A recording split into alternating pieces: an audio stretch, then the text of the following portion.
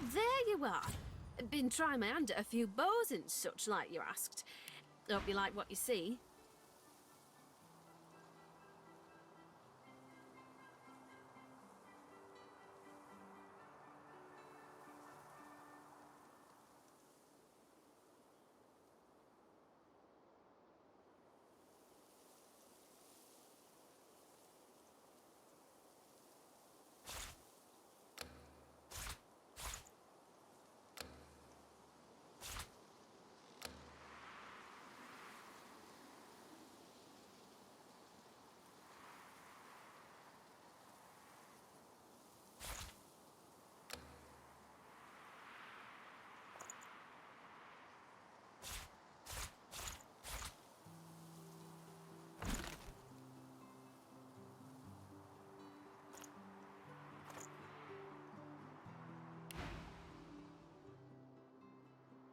Shame to you.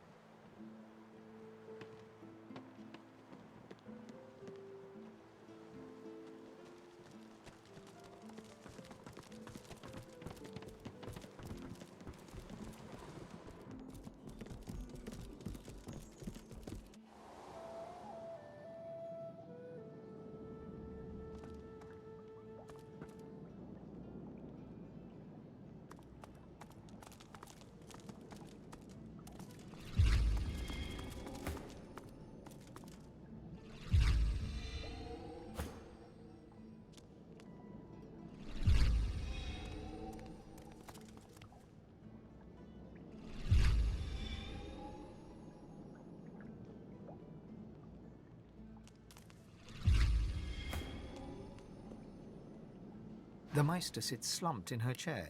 You notice that some of her scales have dropped to the floor.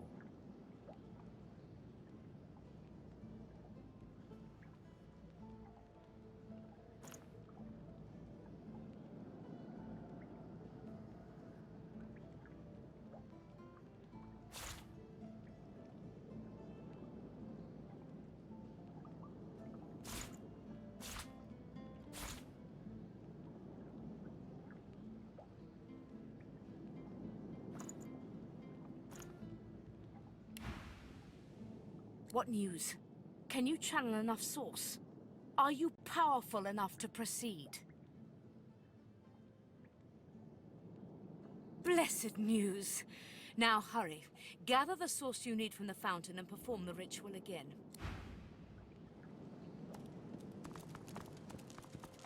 Stay strong on your...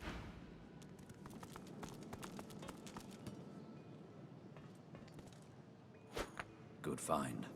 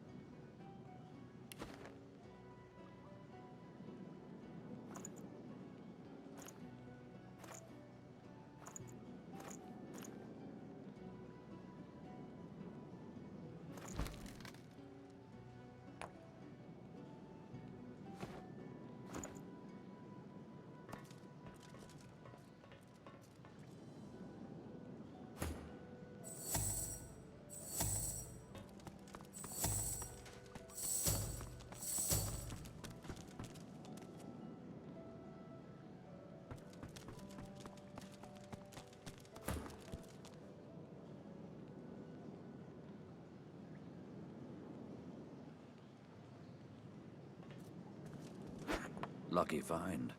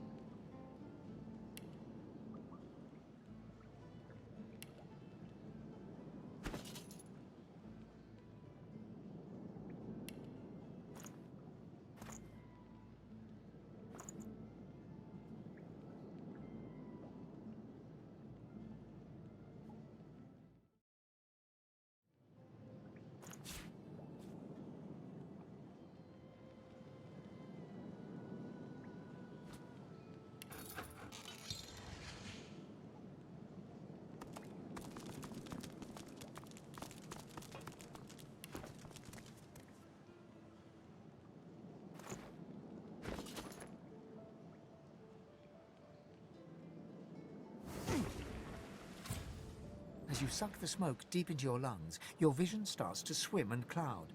There is an intense pounding in your head, and you can feel the world fading. As the world fades away, you lose all sense of being grounded. You reach out, but you could feel yourself falling slowly, sinking into the depths of your own soul.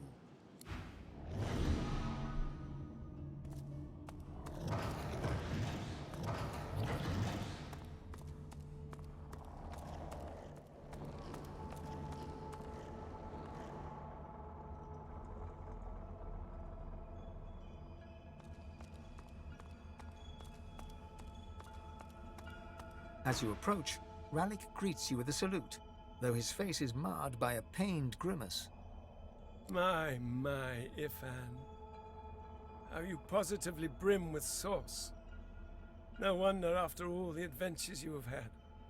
All the things you've had to do. Oh, it's naught but a chill. Bit drafty in your soul, that's all. You should... A sudden shudder jolts through his body so violently that he drops to his knees, stunned into silence. Sauce washes over him, a wave over a single flame, but unlike last time, it seems to have precious little effect.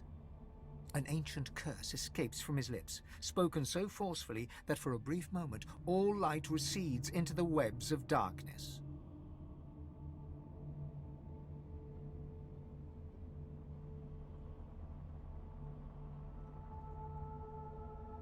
So did I. But the void creeps and crawls into everything. I told you before, it is stronger than ever. But so are you. I can sense the expanse of source inside you. You are ready to learn the spell I've yearned to teach you. The spell you will need when we reach the Well of Ascension. I have given you eyes that see the source. Now I will give you the teeth take it. Rallick smiles, and you notice for the first time 2 vampire-like fangs glistening beneath his upper lip. A gulf of magic envelops you, and you feel a sudden, insatiable hunger for sauce. Go on. I'm here for you. Give in to your hunger.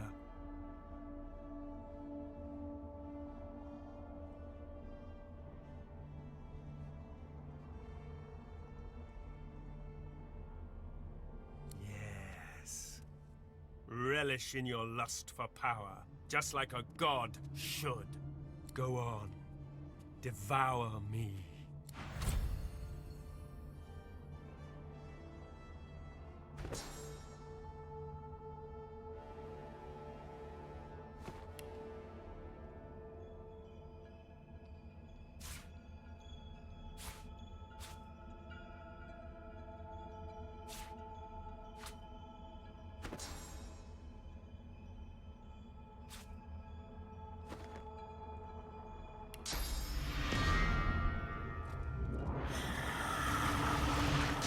Though your spell tore through him like a spear through flesh, Rallick looks grimly happy, if haggard.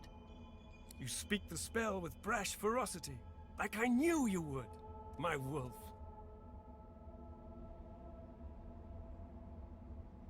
Oh, do you still not see? Even though you are a god-woken, destined to be a god. Let me tell you the one truth about what it means to be a god.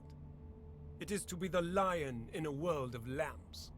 It is about power. And power is not given, it is taken. With your all-seeing eyes and your all-consuming teeth. You can see the souls of the dead. And now you can feed from them to your hungry heart's content. So feed, for you will starve until you finally feast upon the Well of Ascension.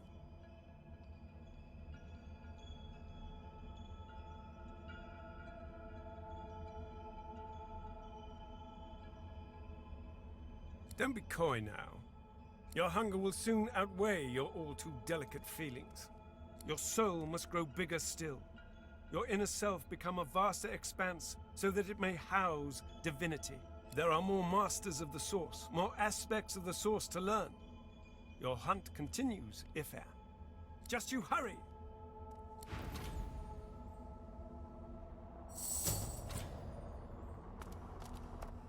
You seem different. Tell me, what have you learned? Or has the smoke simply addled your mind beyond repair? Vampirism? As if killing a creature weren't enough, you should utterly destroy its soul too. A dark skill, but certainly useful.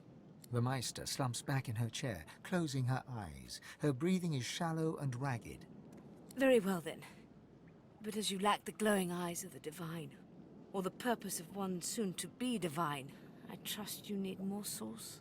You need another master of source, naturally. I just pray the list you stole from the Magisters was long enough.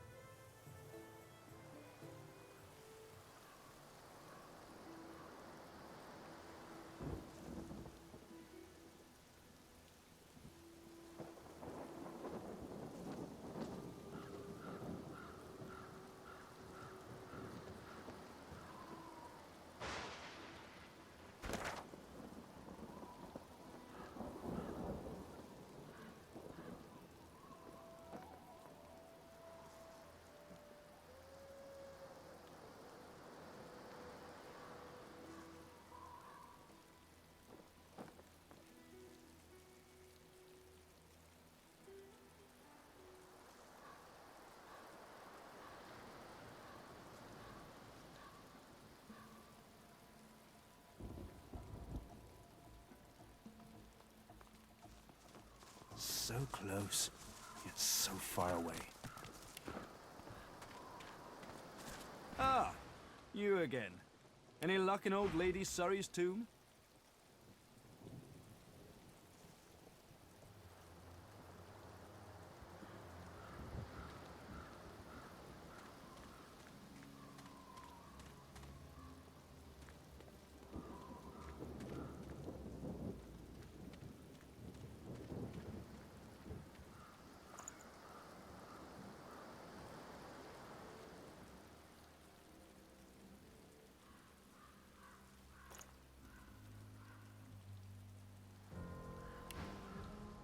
Oh, goodness. Take a few deep breaths.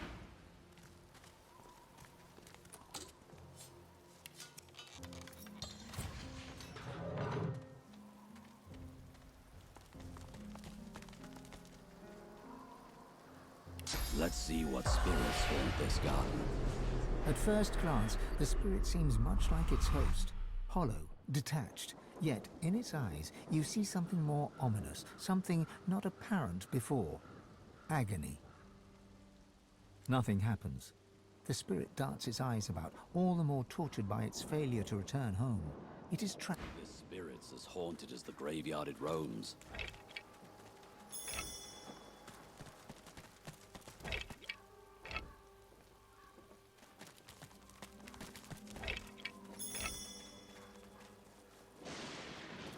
You recognize the dog from the town square in Driftwood. The wounds from his spiked collar are healing well. Oh, hi! How are you? I'm good. Hey, do you smell that? It smells like the fish place, doesn't it? Like fish, only, worse. Okay, bye!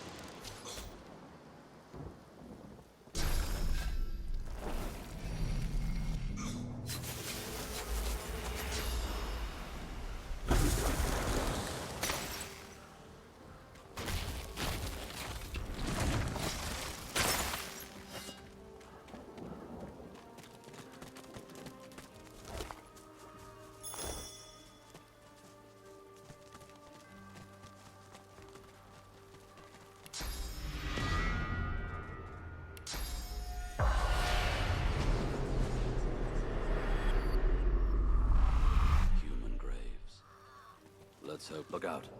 I see a trap nearby. If graves you dig, I'll warn you now. Beware the creak and then the click. Then comes the bang. Then comes the bang. Close your eyes and listen. The spirit's memories play out before you in darkest black. The sound alone relates the tale. A self-styled archaeologist, some would call you a grave robber, you found the grave of Baron Wilmart Hogg IV. Your footsteps crunch light upon the gravel as you approach the tomb. You know that Hogg was avaricious, paranoid, and cruel, and you yourself value the first of these two traits most highly. You ease your way up to the grave and run your hand around the lid, searching for a trap. You find nothing. The wind whispers in the trees, and the grass rustles quietly.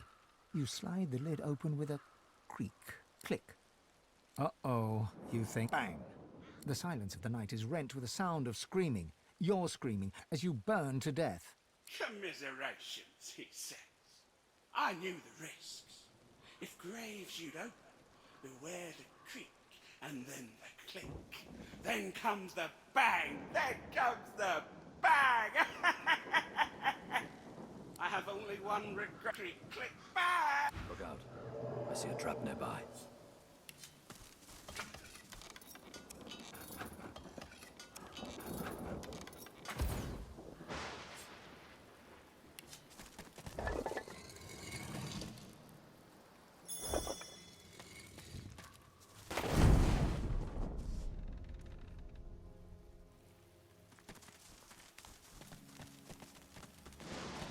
I've spotted something.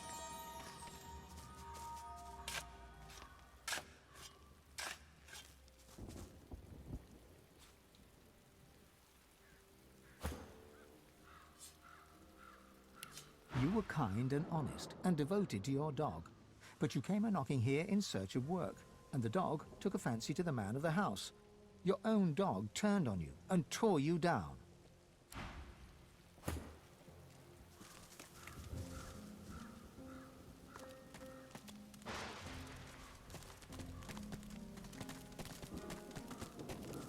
Here lies Theo Payne, fortune teller and visionary. He didn't see it coming. Here lies Ella Ford, victim of sororicide.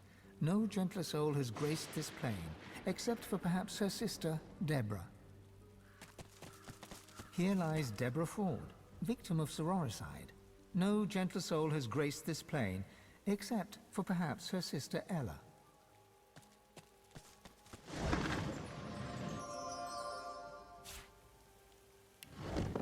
Here lies Phylan Surrey, whose family's generous patronage helped build these burial grounds, and who refused to be buried in the Surrey crypt.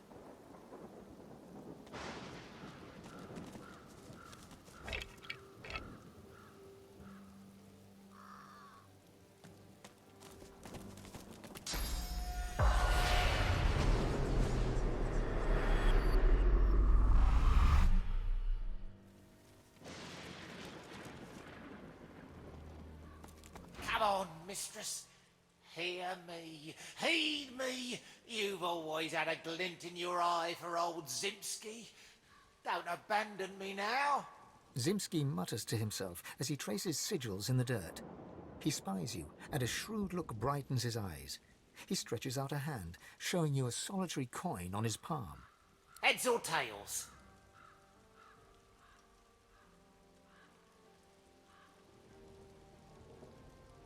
A canny one, you are. That's what Lady Luck herself always whispered to me in the night. Much good it did me. All my life I served her, and see how it ends? In the dirt, just the same as everybody else. Turning from you, he crouches back to the dirt. He resumes tracing esoteric sigils, his fingertips swirling through the graveyard clay. Her signs to call her. Oh, Lady Luck always came when I called. For 30 years we roamed Riverlon together. She was my faithful mistress, from card game to wager to grift. She was the life of me. Yet she once no dead man. Now I cannot influence even a coin toss. But you breathe. I'll wager you've more use for my gifts than I do. Here, tell me what you truly value. If my lady sees fit, I'll give you what I truly value in return. Good enough? He smiles a foxy smile as he stabs claw-like fingers at your chest. He begins to trace sigils on your flesh. Though you cannot feel his fingers upon your skin, something inside you shifts. You feel a coldness, and a sick longing seeps into your heart. He croons incantations as he works, and his voice is like the throwing of 1,000 dice inside your brain. Your body is suddenly filled with lust for coin and craving for more.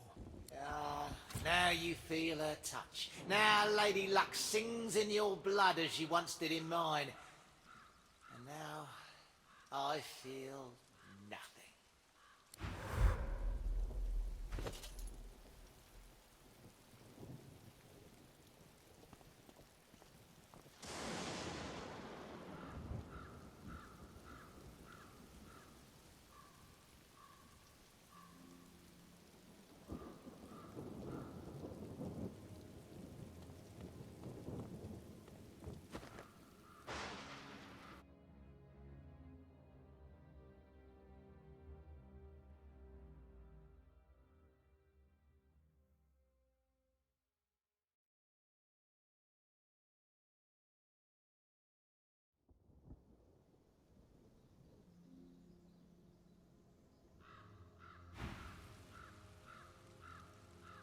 Good enough?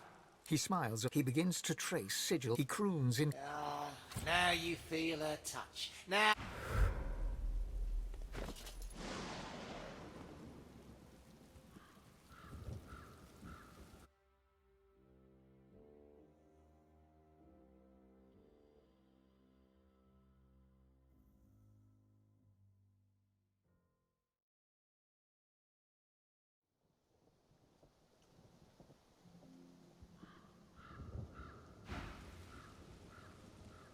Good enough?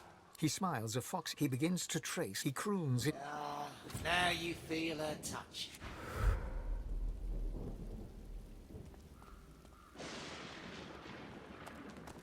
The masked creature is mute, save the occasional moan.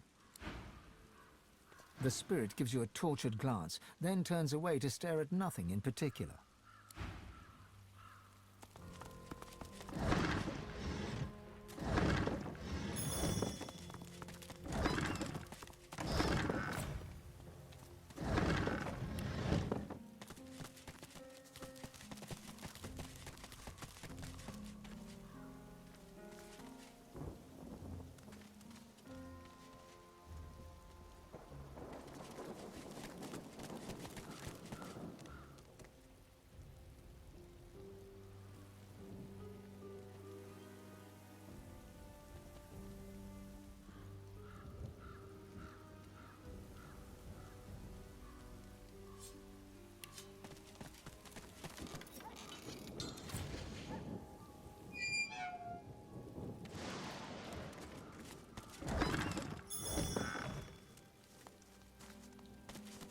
The dog growls and bares its teeth at you in a wide, unsettling grin.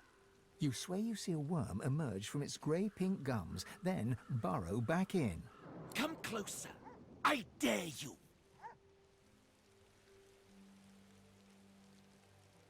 He sniffs, he snarls. I am death. There's no defying me.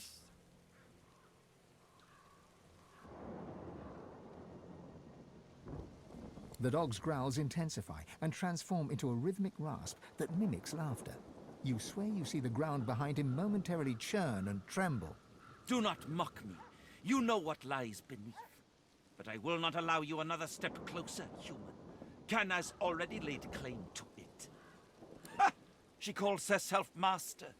I call her minion.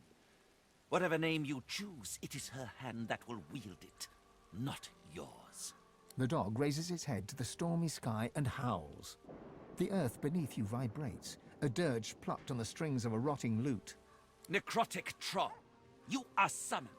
Crawl through the gate. The earth opens for thee.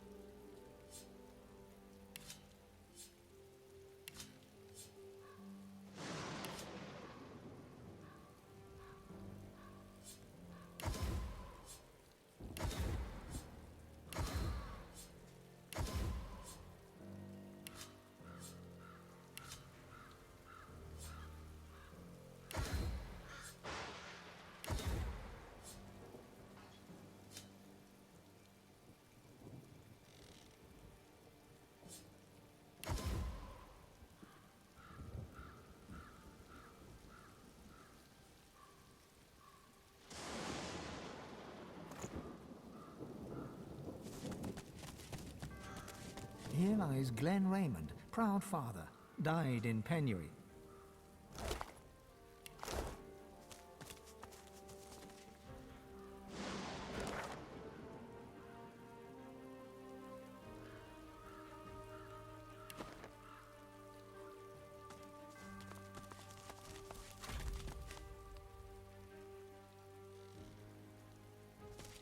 Here lies Bidsy Vanyan, drowned in rum. If the Hall of Echoes a tavern be, her seat is reserved.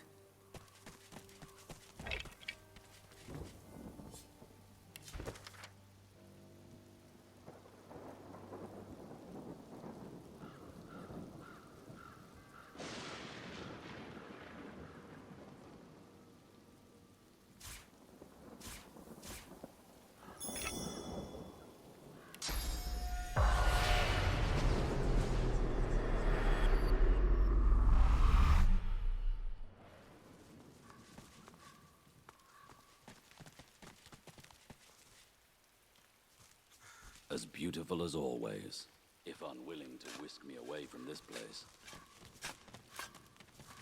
It's not a silent monk, but it seems just as blank. The spirit does not talk to you, though the pain in its eyes is all too apparent.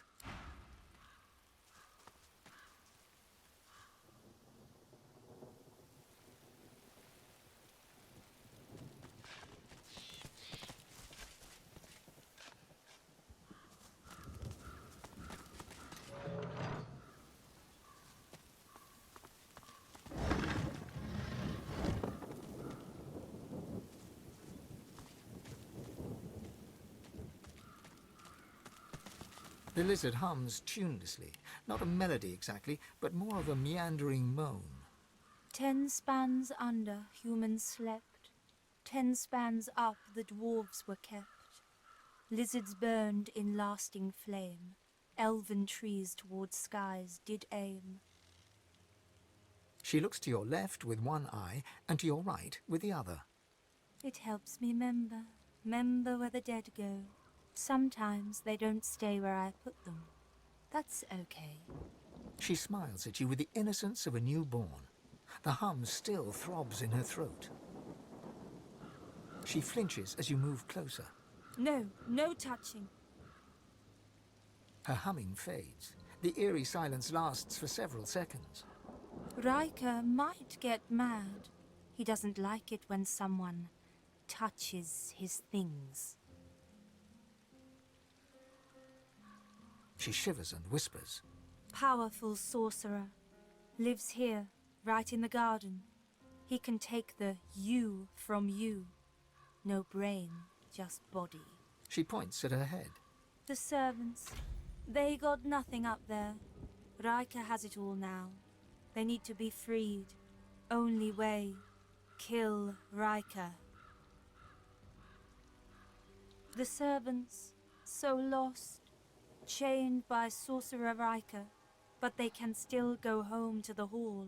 Set them free.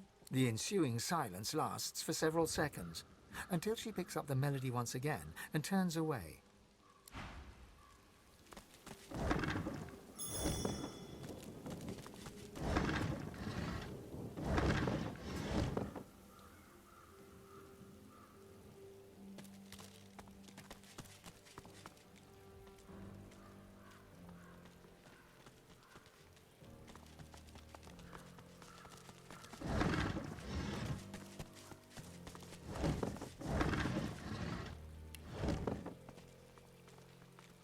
Within the stone garden's walls, peace be thy immortal fortune, relieved of toil, free of indignity, until thou art called to serve.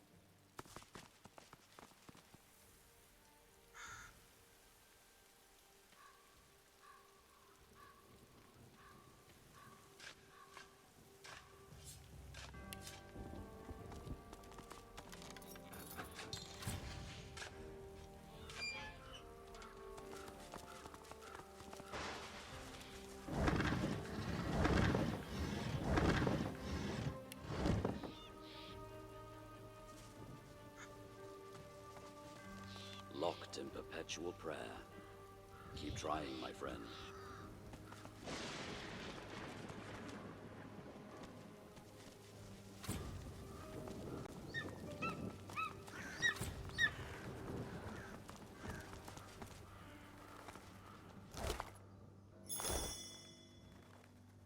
In life, we are Earth's caretakers. In death, we are the skies. Biting deep into the rotting flesh, your senses are assailed with a rank odour of meat long past its prime. Your memory wavers and becomes not your own, but the memory of one who led the most solitary of lives. You see myriad wings flapping, your hand scattering birdseed. You hear the screeching of eagles, the tearing of flesh. All of your life is centred on this place, this pedestal of death. All of your life is dedicated to feeding your eagles the meat of your dearly departed people.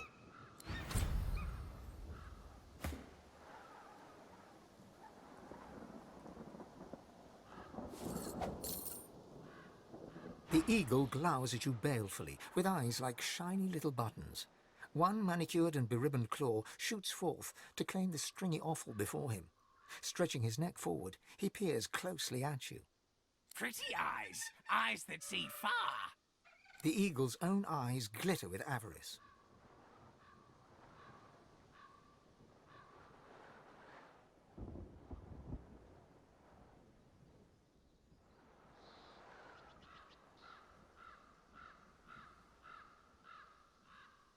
Master tied them on.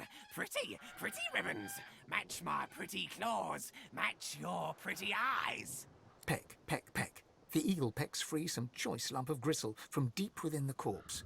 He swallows it whole, dark blood dripping from his beak and matting the fluffy feathers at his throat.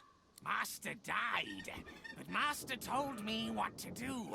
All my life told me you are what you eat. So I do. I will become the Master. Unless you are not the new Master, are you? And if you want to be my Master, you must first become the Master. You are what you eat.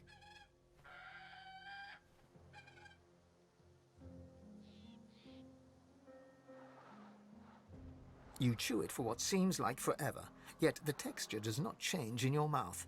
Tough yet moist, leathery yet slippery. It's disgusting.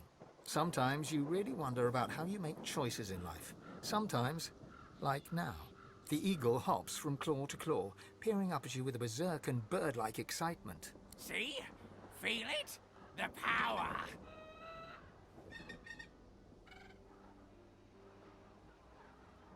A hacking caw breaks free from his ebony beak. Those little button eyes seem to twinkle in the gloom. Yes, kidney. Good for courage, good for warrior. You will fight well, now Master's blood runs within you. Featherfall is with you. Together, we go together from here.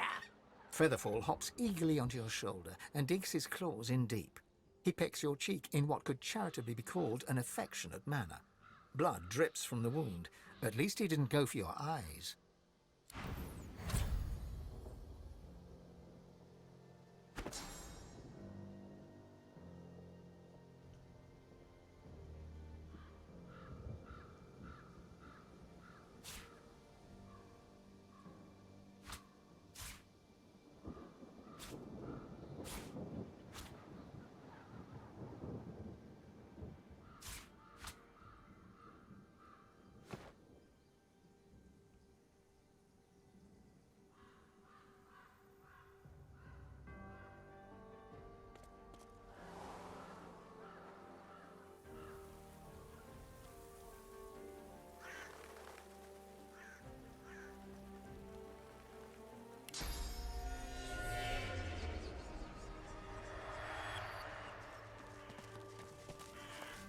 I've spotted something. The plinth of the statue bears a series of deep, circular scratches upon its stone. The statue can be rotated. You cringe at the sound. You cringe at the sound. The statue rotates. The statue rotates with little resistance.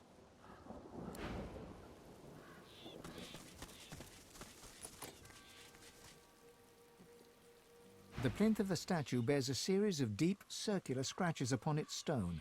The statue can be rotated. You cringe at the sound. The statue rotates with little. The statue rotates. You cringe at the sound of stone. You cringe at the. The statue rotates with little... The plinth of the statue... You cringe at the sound of stone.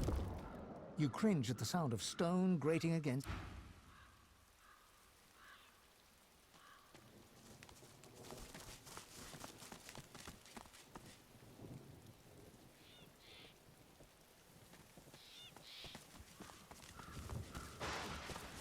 The spirit gives you a tortured glance, then turns away to stare at nothing in particular. The headless statue looms over you. Its plinth bears the same rotation scratches as its counterpart.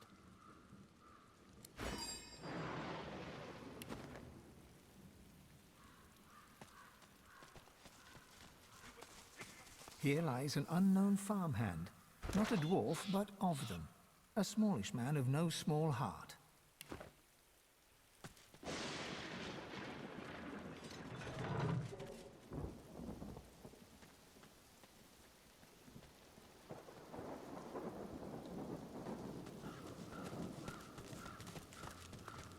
What's this? You there! Help me, please!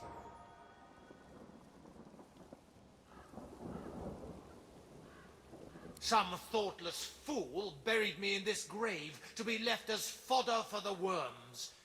I can't be at peace in a place like this. I have to be put to rest according to lizard tradition. The eternal fire burns in the lizard quarter of the cemetery. I beg you, cast my remains into the fire. Set my spirit free. I will never know peace otherwise. I should have known your kind would seek recompense. Very well. Do as I ask, and you will be rewarded.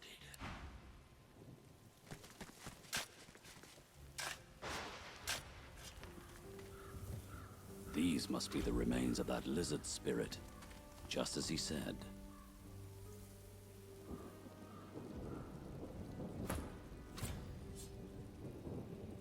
You struggle to focus on the so-called healer looking down at you.